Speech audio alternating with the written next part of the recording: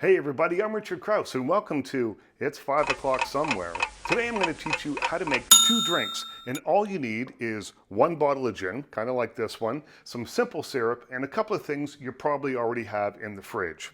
First up is going to be the Tom Collins. Now, if you know that name, it's probably, maybe, because you're a fan of Jack Burns, as played by Robert De Niro in Meet the Parents. That was his favorite drink there, and I think De Niro must be a fan because in Casino, he rents a safety deposit box under the alias Tom Collins.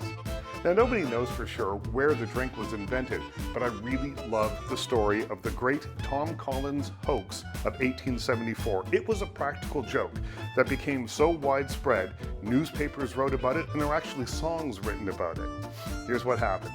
A practical joker would ask a friend if he had heard of someone named Tom Collins. The friend would obviously say no.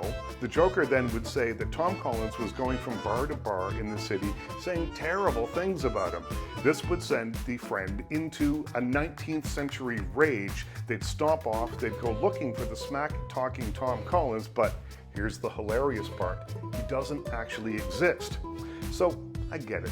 It's not a great joke, but legend has it that one bartender caught on and named a drink Tom Collins so that when an angry man ran into his bar yelling about Tom Collins, the guy could have a drink instead of revenge. Still not a great joke, but it is a great drink, and it's a nice, refreshing gin alternative to the gin and tonic. It's also super simple to make. Here's how you do it. So anyone who's been watching this web series knows that I go by the KISS theory of making cocktails. That's keep it simple, stupid. It's always got to be as easy as possible because when you're thirsty, you don't want to mess around with a bunch of fancy ingredients. So the Tom Collins is no different. Start off with a big cube of ice. I love a big cube of ice. I'm going to throw that into my shaker. And then I found this groovy thing, this retro drink dispenser. It pours perfect ounces, so I'm going to fill that up twice and get 2 perfect ounces out of this thing. There we go. It's like robots making your drinks almost. Now, we could use fresh lemon. In fact, I've got one right here. I'll cut this open and give a little squeeze in here. You want about an ounce, probably, or so, but who wants to spend the day squeezing lemons? Not me. So I'm going to go to the fridge and grab some pre-made, pre-squeezed lemon juice and use that. Just give that a little taste like that. Then once that's in, you add something that you could, again, you could make this if you wanted to. The stove's right here. I could take 5 ounces of water, 10 ounces of water, whatever, put 10 ounces of sugar in there, so it's equal parts water and sugar. You boil it until the sugar completely disappears, you cool it, and it's called simple syrup. Again, who's got the time for that? I'm choosing to use this Monin pure cane syrup. It's delicious. It gives the drinks the sweetness that you want without being too overpowering, and it dissolves in anything, whether it's hot or cold. So I'm using just a little over an ounce here, like 3/4 of an ounce. You put that in there, you cap this thing up, and you give it a good shake. You want to make sure that you really mix that up.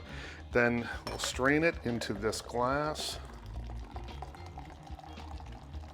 That is a thing of beauty right there. And once again, going to the fridge, we'll grab some soda water.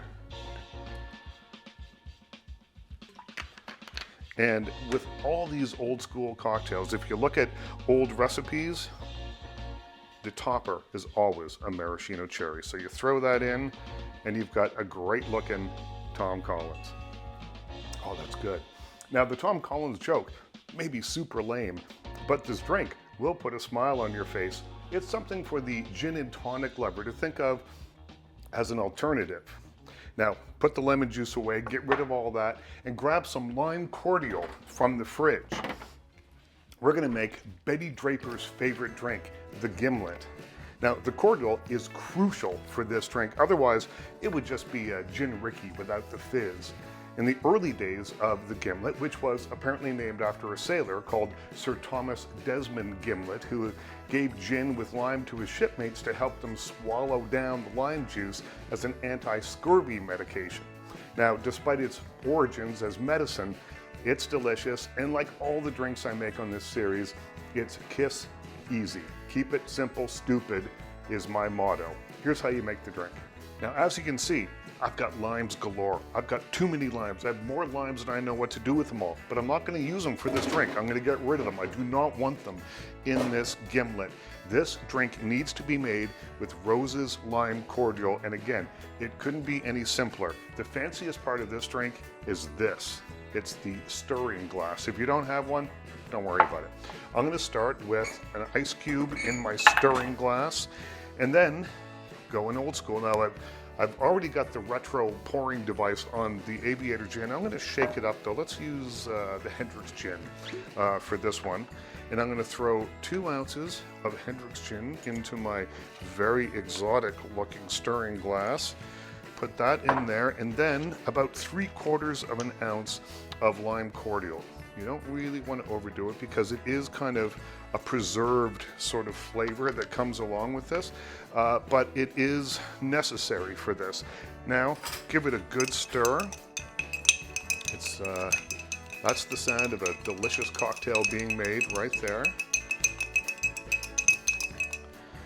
And grab your strainer, and then grab a cool glass. I've got what I like to think of as the perfect little gimlet glass right here. Give this one thing. You want this to be chilled. You want it to be delicious. And look at that. Look at that thing. Now, I could garnish this with a cherry. I could throw some citrus on it, but I don't think it needs it. I think this is just perfect kind of the way it is. That's a gimlet. Once prescribed to be consumed every day for good health at sea. These days, it's just a tart and tasty retro drink, and it's kind of perfect for a hot summer day. Cheers, everybody. It's got to be 5 o'clock somewhere.